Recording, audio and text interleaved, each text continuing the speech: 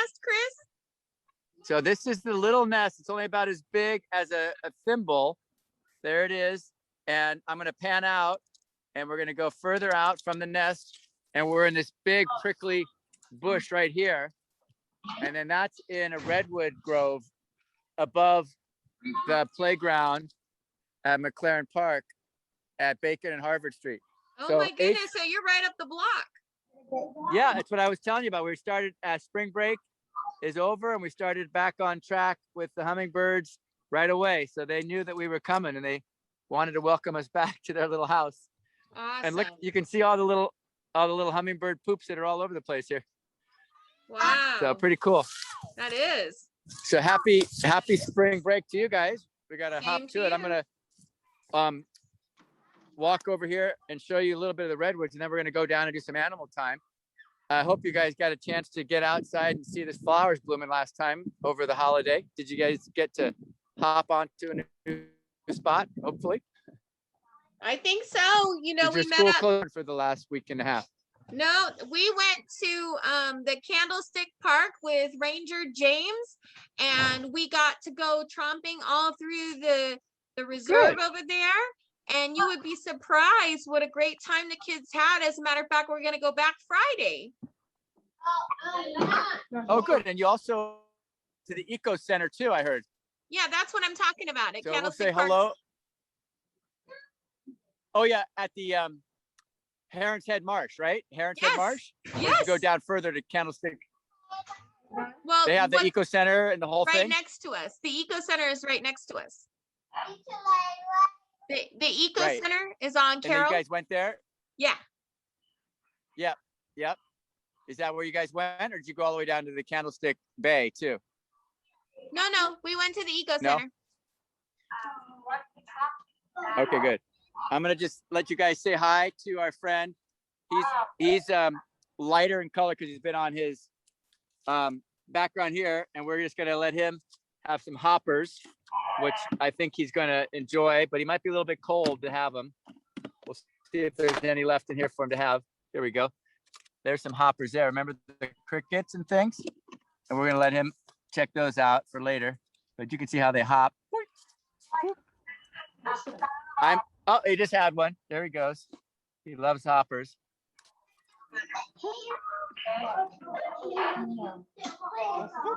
See how he's eating little hoppers there?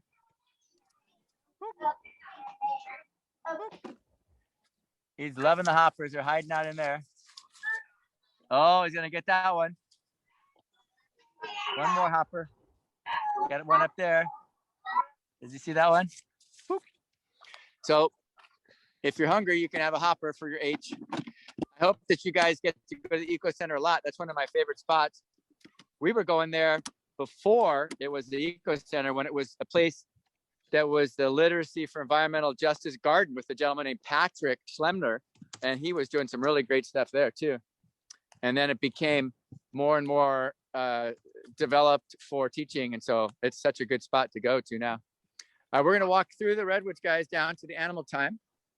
And we're looking for signs of habitation.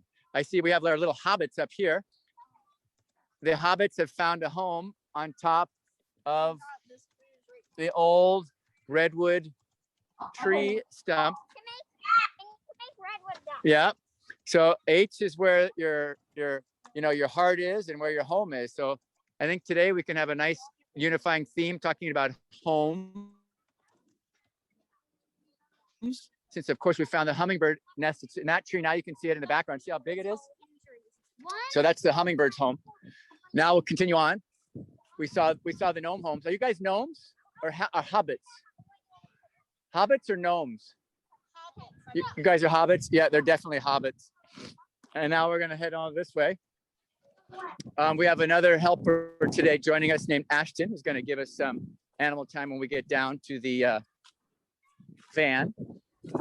Here's some high level homes in here. See, look it up there. I bet there's a lot of animals that live in that high redwood tree, like the red-tailed hawks and the ravens, which brings me to another great word, H for hawk. If you spread your arm out like that and you find that your arm span is about as tall as you are. So my arm span is about 6 feet. And it turns out that one of the larger birds around here, the red-tailed hawks, the pelicans, the golden eagles, they have wingspans that are 5 or 6 feet, even a raven. So when we saw a hawk fly by right before we talked to you, we were reminded that the way to know a hawk is that their wings are flat, like H for hawk. So if you see a flat, straight across bird in the sky that's big with a reddish tail, that's the red-tailed hawk. H-A-W-K, great word to learn, hawk. And then when you see a V, this is another one we'll be getting at the end of the day, end of our program. That's a vulture, turkey vulture. All right, we're gonna walk through the redwoods again, about to emerge on our meadow. So in the meadow, we'll have a different home for a lot of different animals. So the trees are in the forest, you can see. And the forest has a lot of different places for animals to live. In fact, even a tree has animals that live in the bottom, animals that live in the middle, animals that live in the top, animals that live on the sides. In fact, a tree can be a home to many different birds that like different places, just like humans like different places. Maybe you live in an apartment, or you live in a home, or you live in a camp, or you live in a clay house or an igloo, right? So here, now we're leaving the forest. They planted some new redwood trees to expand the forest out. And then this is what the view I've been wanting to show you guys for a long time. This is our meadow at Maclaren Park. And this is called Yosemite Marsh, and it goes all the way down to the water. And that's where we've been hiding until a lot. And way across the bay, you can't really see it today, is one of our large mountains there, Mount Diablo. And Mount Diablo is home to a lot of different animals too. Very tall, and it has hot slopes going up to a cooler summit. So if you're imagining here, this meadow is going to be home to a lot of those pocket gophers, right? And they live in these holes that they dig in the ground. And a pocket gopher is going to be yum, yum, yum, yum, chewing up all the grass. Remember we did green and grass last time? We'll see if we can find any pocket gopher activity of this area here. One of the reasons I left the meadow earlier is because they're actually doing a tree trimming over there, and it's pretty loud. Oh, here's some dark-eyed juncos feeding in the meadow. They're very, very hard to see until you get right on them. There they go. And they're diving around on bugs. And they're also probably playing. There's one right there. There he goes. They have a little white flash. And there they are. And they are very funny because when they call, it sounds like a laser beam. It goes zing. Let's get a little closer to them. Now they're feeding on the edge of the meadow here. There they go. There they are, hopping around. So if you can see them, they're little brown birds with a black head. And then they white flash. And we call them the dark-eyed juncos. Now remember, bird watching is another fun way to really see the world around us. I'm going to step here for a minute because I'm hoping they'll stop with that chainsaw down by the tree. But there was a big eucalyptus tree in somebody's backyard, and they've been trying to trim it down for the last 6 weeks total. But every now and then they just keep doing it. They're almost done. Now here we are leaving the meadow a little bit, and we're going to a dry slope. And in the dry slope, we see some of our sour grass, of course. And in the tree here, I think I just saw the junco go into this little bush. So you see how this home has got a different structure, different leaves, different places for the animals to live. So a home can be a very important place for an animal to have shelter, just like you, to be safe, just like you, to find food, just like you. In fact, all animals and people need the same thing. They need food, water, shelter, and a place to raise their babies. And so that's where the home comes in. Now I'm listening now, and I'm hearing the dark-eyed junco call again. Thank little you. laser beam. I appreciate you. There's that laser beam. And he's up on top of the pine tree there. Oh, and I see a woodpecker. You can barely see it climbing on the side of the tree. So a woodpecker is going to have a whole different situation. He's on this little limb, and it's not a woodpecker. It's a brown creeper or a nuthatch. Let's see. It's probably a nut. There he goes on the bottom there. Woo, the wind is blowing. He's just at the bottom looking for bugs. Yeah, probably a nuthatch. All right, let's go down and do some animal time, and we'll see if we can do it. Now, of course, we just had Easter Sunday. I don't have to ask you too hard of a guess. What animal likes to hop on Easter? Maybe you guys could do a little stretch right now, do some hopping like our friends, the hares, that's a funny one, or the rabbits or bunnies, right? Guys, they're up in the redwoods now looking for owl pellets, and I'm doing my little Zoom class, and we're looking for different homes or habitats for the animals. I thought Ollie was going to be with you. You know what? They're right there with Lily up in the trees, and I'm meeting another student, Ashton. He's getting dropped off right now. And I found this in the blowing. I'll put it underneath your thing over there. So one of the songs I want to teach you guys right now is called Lollipop, and Lollipop is an old 50s song. It goes lollipop, lollipop, la lolly, lollipop. But we're going to change it to habitat. There's that cutting over there. So it's going to go like this. Habitat, habitat, have to have a habitat. Habitat, habitat, have to have a habitat. Have to have a habitat to carry on, right? And then there was the forest. The forest is a habitat, a very special habitat. It's where the fish and trout are at and where a bear can scratch his back. So there's lots of different homes or habitats, right? Especially here in the Bay Area, we have our bay right out in front of us. And there's Mount Diablo, way straight ahead. So I brought the animals today, and I had them out earlier, but it got a little bit windy, a little chilly. So we put them back. So we're gonna go find them in the little minivan right now. And that's their little heating habitat. Oh, good, they stopped cutting the tree down for a second.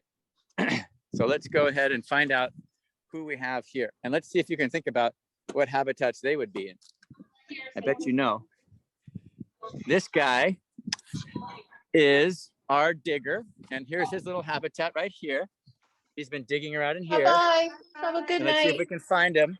Yeah, bye-bye. Little Scratch is gonna wave bye-bye to you. He says goodbye. So Scratch is our Russian tortoise, and he lives in the grasslands of Russia. So he likes to live in the grass and likes to dig. And he's got a little arm. Let's see if you can see it right there for digging. Very good. And his little back feet too are pretty good for digging. So we're gonna let him see if he can find a spot in there, and we'll see how well he digs. I might move this over a little bit here for him. This is his little niche. There we go. So we'll let this guy have a chance to dig in this area here. We'll come back later and see how far he's gotten. Now our other tortoise, you guys remember, is here. This is our big guy, the African spur-thighed tortoise, right? So let me go ahead and lift him out. And he's been mowing the lawn out here for a long time. So he lives in the African savanna, which is a big open grassland. Let's put this down here for a second. We'll let's see if you can see our friend Scratch do his thing. There we go.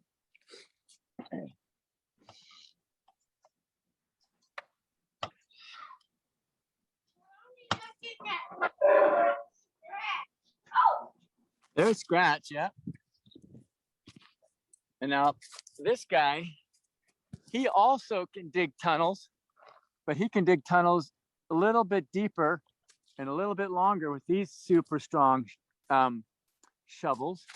And remember, this is his beak right here, his little eyes, and this is his gular horn. Horn is another good H word, right? Today, we're going to be studying the letter H. And this horn is used for pushing on other males and sometimes for protection against lions and things.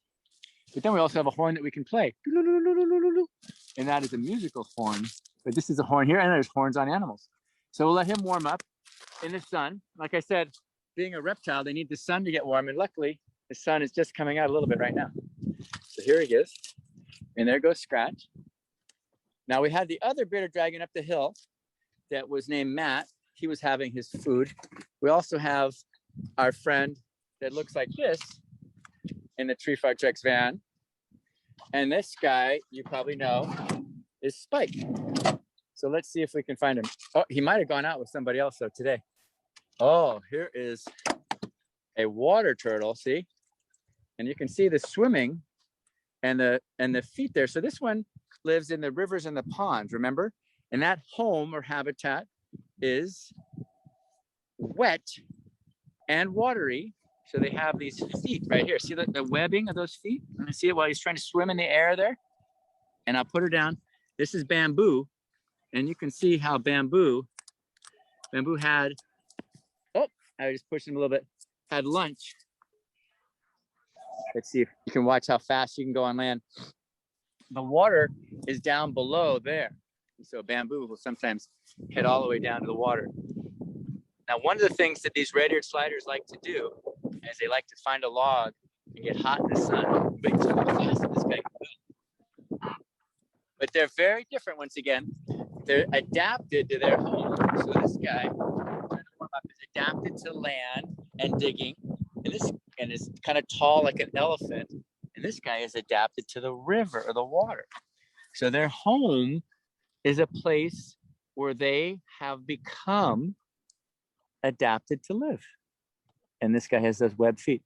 Very different than the tortoise there. You see that? So that is a turtle. That is a tortoise. Turns out they're both turtles, but that's a land turtle and that's a water turtle. All right, let's put this guy back in the water.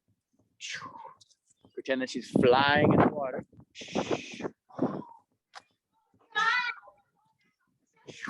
Then splash down. And they don't breathe underwater. See, they have to put their nose up to breathe, but they actually can spend up to like 30 or 40 minutes underwater. And these guys can live 20 or 30 years, whereas you probably know that the tortoise is even longer, up to 100 years or more. All right, let's go to the other side. We've got our friend the frog here. And we have some frogs in here today. Now, this is the little fire-belly toad that you remember. So I got a big amount of water in there today, so you can really see the fire belly. And the fire belly there has that coloration that says, don't eat me. And you can see this guy's kind of slow the way he goes. There's that fire belly. You can really see it now. And you see that little throat patch moving? That's how he's breathing. They also have to bring in oxygen over their body, but they can also breathe through their skin in the water. So that's a pretty impressive technique. Let's dig deeper in our animal home here and find out who else we have that could roam. Shoop. This is one of my personal favorites for survival, because this little guy is able to live for months and months and months without food, because as you know, I can store it in their tail. But here's what happens. You can see how the tail's kind of small. This one,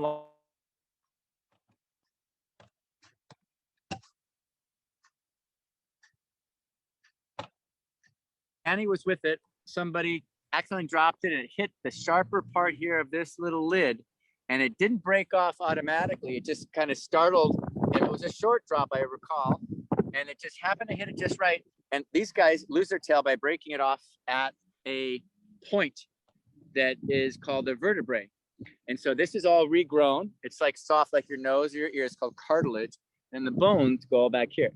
So Banana Boy is amazing because Banana Boy eats bugs only, hunts at night with those lines in the eyes. They call them vertical pupils right there. They're little teeny slits like a cat eye, just like this. And they can eat and eat and eat, and then they don't eat for many months. Yeah, you want to show them how to pick them up, Arlo? So Arlo's going to show you how to pick up Banana Boy. Arlo and Banana Boy go way back. They even had a sleepover. And Banana Boy is so interested in warmth and hiding in the dark. She comes out at night. In the Gobi Desert where she's from, it gets to be like 100+ degrees, which is too hot for them. And then they come out at night to hunt when it's cool. And you can see this one doesn't climb walls. It's not that kind of a gecko, but it has little eyelids and little feet for climbing in the sand. Thank you, Arlo, for showing us how to hold Banana Boy.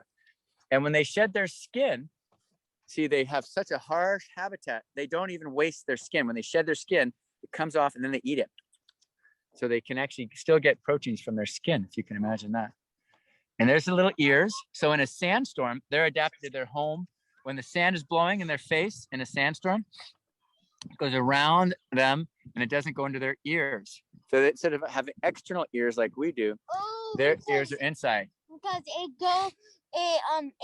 since his ears has like a little flap in front of it. That's right. It doesn't go in, it goes over. That's exactly right.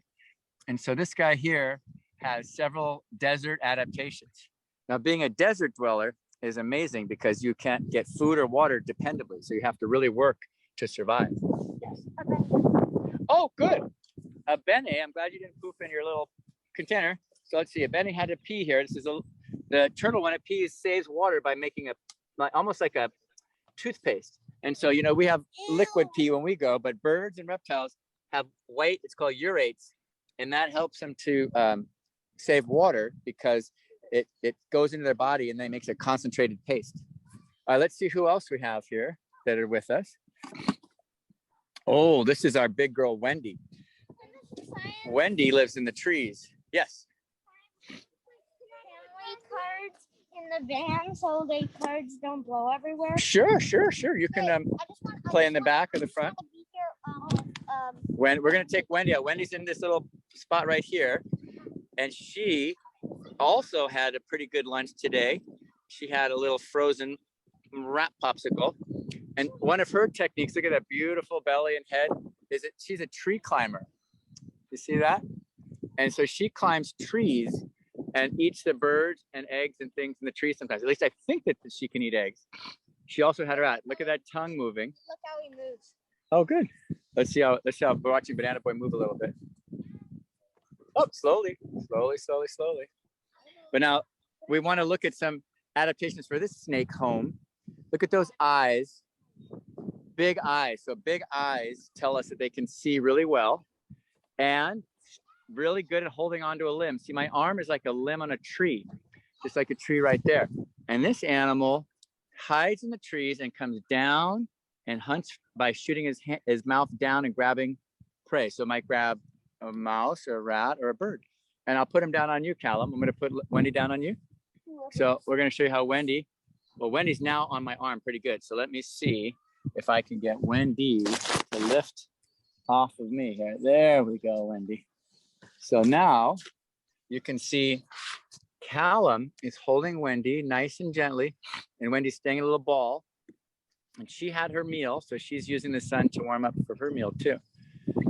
If you can imagine, snakes have adapted to live without arms or legs in many different habitats. And there's even some in the Asian area called Borneo that can jump out of a tree and they can glide down by pushing their ribs across. And they never thought this was possible. They're not flying, but they have a home in the trees and they don't want to get eaten by going to the ground right here, right?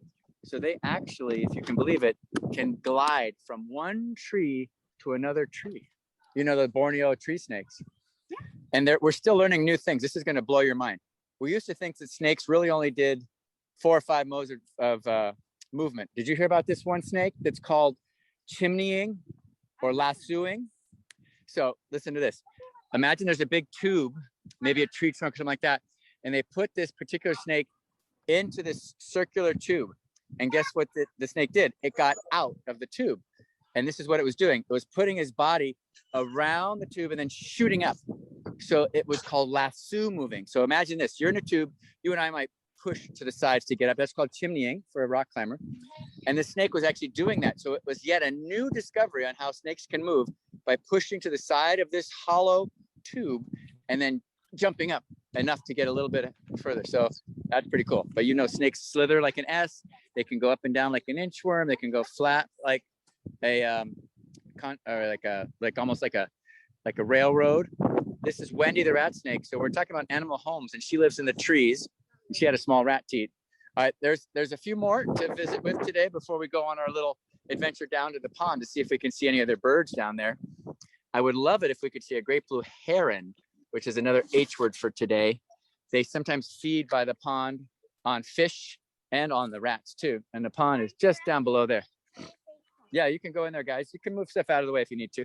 This guy is your old friend from Africa that blends into the bottom of the trees. So this one lives in the trees. Do you know what we call a tree climber? An arboreal snake. And this one here is on the ground mostly. And it's blending, and you can see it makes it perfect sense. Look at this one. It's a dark brown with the shadows and black. Oh, it's got the heat sensing pitch. He's got a little fur on his nose from I think the little mouse that he just had to eat. Say, get that fur off your nose. He's like, don't touch me. And these guys, because they hunt at night, they can have the pits on their lips. Oh yeah, I'll move it for. Oh, you can move it. You're easy to move it. I happen to know that this snake here can stay coiled up under a tree for weeks or even a month at a time, trying to wait for a prey item. So it'll stay just like that. And if a prey item goes by, then she'll come out and grab him. Hey! And so she can see a little fur from the last one. And these are the heat sensing pits to let it go. So this guy's home is in the dirt of Africa, and we call that a sit and wait predator. So it's sitting and waiting. This guy is a more active predator there, Wendy. And we call this one Azula. You probably remember her. Look at that tongue flicking. So they can see the world with their eyes. They can smell and taste with their tongue. And they have these heat sensing pits right there on their lips, right there. They're little holes. Uh-oh. The wind blew again. That you can see, they can sense the world with heat. There she goes. All right. Now, we have another creature that you guys remember probably, whose home is in a small little burrow in the ground. I'm going to move this out of the back too so you guys can get in here. And that's our friend Rosie the Rosehair. So let me put you down for a second there to get Rosie the Rosehair out.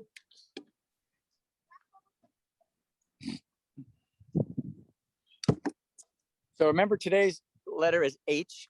We're talking about hopping on Easter, which I want you guys to do the frog hop later today, and animal homes. And we found a hummingbird home up in the redwoods in an Oregon holly tree. So remember, this guy is living in a little covered home, and the tarantula is so unique because their senses are so different than ours. It's even hard to comprehend how they're really seeing the world. But those little hairs help them to feel or sense the world around them. Let's see if I can get her up here. There we go. And those little hairs are now feeling the difference in the wind and whether or not there's something pushing down on them. And they live in the jungles of Chile, which is in South Africa or South America. And this guy is called Rose the Rosehair. And you can see that there are 8 legs, 1, 2, 3, 4, 5, 6, 7, 8. And then these front ones here, those little teeny ones in the front, we call those the pedipalps. They're helping it to sense the world. And then their very front part right there. Oh, I just said, when I went part, she jumped because she felt my pressure. Those are where they have their little fangs under there. I'll put her down right here so you can see her move around a little bit. All right, now we're gonna go on a journey together, and we're gonna go see if we can find some animal homes by the pond, and then we'll do our Bill of Rights cheer. So we got Wendy there, we got Azula there, and I think that Spike went with another group, but we did meet Matt. Let me put this guy back in here. Hey, Ashton. I was hoping you were going to come soon because we're about to go. I want to go down to the pond, and we're doing a little finishing off our animal Zoom. You did H last week, remember, before spring break, but I didn't do it with my preschool group. So Ashton, you want to help us? Come on over here and you can see Wendy, the rat snake. And you can also see Zula, and the kids in the van are taking a shelter. And I'll be back at 5. Yeah, 5 is perfect. Okay, perfect. Yeah. Yeah. All right, see you later, Ash. You want to see an animal? Want to stay up here with the animals? Or you want to come with me down to the pond for a second? That's our spider friend. Yeah, the tarantula. What do you think? I'm glad you came. Thanks for bringing him. I don't like spiders. Well, you can come see him in a minute. Oh. Why don't you sit here for a second? I'll be right back.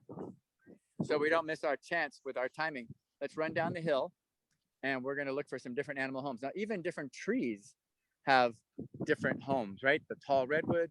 We're going to see this one here, which is the oak tree. And that one there looks like an olive tree. And of course, we're not in the ocean, but this is a great example of a dolphin with his fins. Now, remember, a dolphin goes like this. It's a vertebrate. It has a backbone, whereas a fish goes side to side. All right, so there's a dolphin, and this guy is going to be living in the sea. We actually have bottlenose dolphins right here in our home in San Francisco, and that's pretty cool.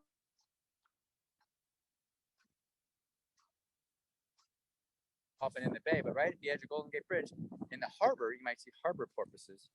This is probably too dry, but you know, animals can live underneath things, right? Yeah, that's pretty dry. And all this here is food for the birds and for the beginning acorns in this oak tree. All right, let's see how we're doing. Are you guys still with me? Finding a spot here. Let's see. Let's hop right over. And you can see all the horsetails. That means there's lots of water down there. And let's go find the water.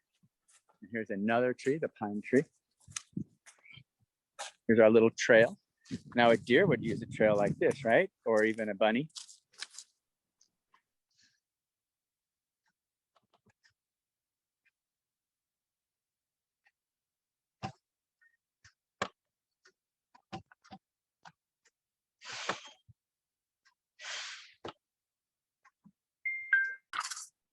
There we go.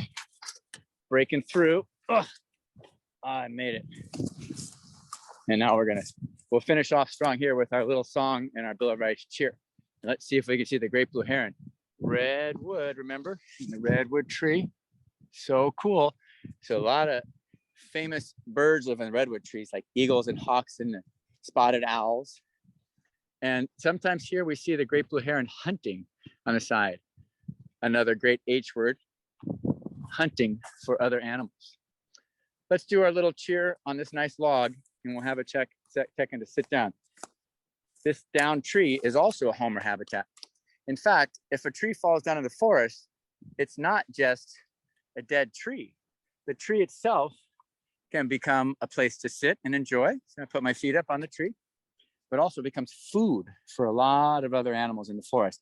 Small bugs and things like that, all sorts of animals eat it. Fungi break it down, and it becomes energy for new trees to grow. All right, here's our Bill of Rights cheer. Put your hands out here with me, and we'll try to do the mimes for the H letter day. 1, 2, 3, say with me. Me, me, me, me, me, me, me, me, me, me, me, me, me, me. Then hit the drum. O-E-O-E-O, O-E-O-E-O, O-E-O-E-O. Cut it. Now we're gonna hit the hum, and then we'll yell Bill together. Get it? Deep breath. Bill! Bill in the afternoon breeze. Now, why do we do Bill? Well, it's your Bill of Rights. It's also the children's outdoor Bill of Rights, your right to get outside and explore like you did at Heron's Head Marsh, which I hope you saw some herons. All right, so repeat after me.